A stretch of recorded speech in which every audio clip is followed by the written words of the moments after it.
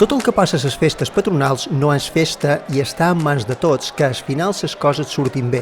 Tothom té el seu dret a la celebració i a la disbauxa, a l'alegria, a compartir, a deixar-se emportar per l'emoció de la festa, perquè són les festes, si no. Així i tot, cadascú és responsable de les conseqüències dels seus actes i això no canvia en cap de les àrees de la vida.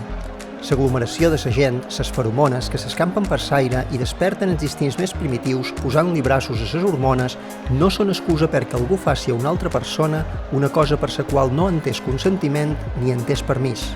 Per segon any, el Consell Insular de Menorca posarà en marxa els punts liles a totes les festes de poble, amb l'objectiu d'informar i assessorar entorn a les diferents manifestacions de violències masclistes i de LGTBI fòbiques, amb un esment especial a les violències sexuals.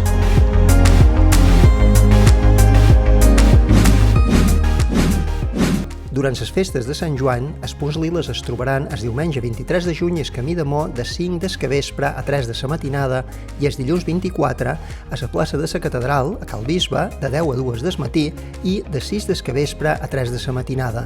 Tant de bo no s'hagin de fer servir.